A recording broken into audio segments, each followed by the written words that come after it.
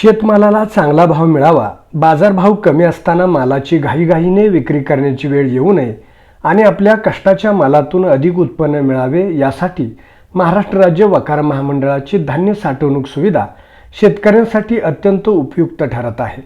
कोरेगाव येथील महाराष्ट्र राज्य वखार महामंडळाच्या वखार केंद्रात गेल्या वर्षभरात तब्बल 28,000 ते 30,000 बॅग शेतमालाची साठवणूक करण्यात आली आहे। यामध्ये 14 शेतकरी आणि 18 व्यापारी अशा एकूण 32 जणांनी वखार सुविधेचा लाभ घेतला आहे।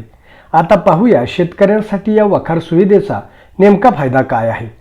कोरेगाव वखार केंद्रावर गहू, तांदूळ, ज्वारी, बाजरी, तूर, मूग, उडीद, हळद, सोयाबीन, हरभरा, घेवडा यासह विविध प्रकारचा शेतमाल सुरक्षितपणे साठवता येतो।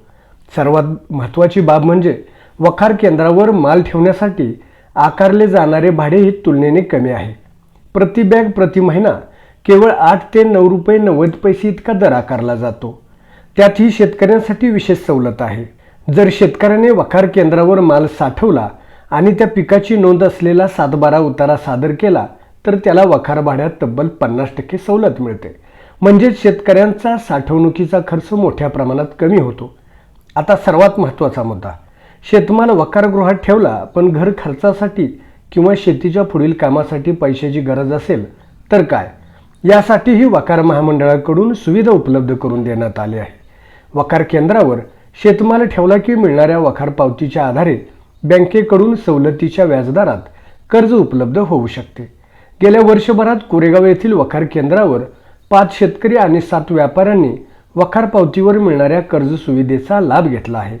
यामुळे बाजारात दर कमी असताना शेतमाल विकण्याऐवजी तो सुरक्षितपणे वखारगृहात ठेवता येतो आणि गरजेच्या वेळी कर्जाच्या माध्यमातून आर्थिक गरज भागवता येते।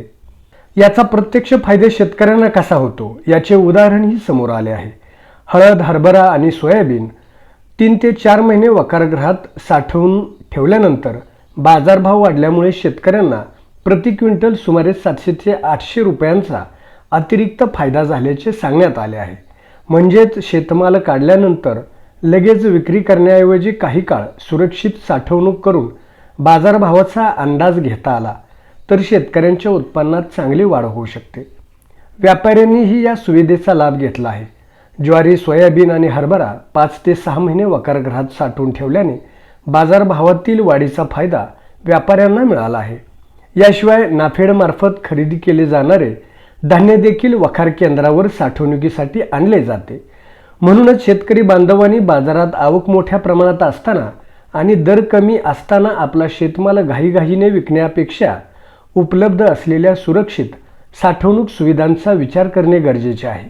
वखार महामंडळाची सुविधा म्हणजे केवळ माल ठेवण्याची जागा नाही तर शेतकऱ्यांना योग्य भावाची प्रतीक्षा करण्याची, साठवणुकीच्या खर्चात 50% बचत करण्याची आणि वखार पावतीच्या आधारे कर्ज मिळवून आर्थिक गरज भागवण्याची संधी आहे। त्यामुळे शेतकरी बांधवांनी आपल्या परिसरातील वखार महामंडळाच्या केंद्राची माहिती घेऊन साठवणूक, भाडे सवलत आणि वखार पावतीवरील कर्ज सुविधा यांचा लाभ घ्यावा। महाराष्ट्र राज्य वखार महामंडळ कोरेगाव येथील साठा अधीक्षक पूजा गायकवाड यांनी शेतकऱ्यांना या सुविधेचा लाभ घेण्याचे आवाहन केले आहे। शेतमालाला योग्य भाव, साठवणुकीत बचत आणि गरजेच्या वेळी कर्जाची सुविधा शेतकऱ्यांच्या कष्टाच्या मालाला अधिक चांगला मोबदला मिळवून देण्यासाठी वखार महामंडळाची ही सुविधा निश्चितच महत्त्वाची ठरू शकते।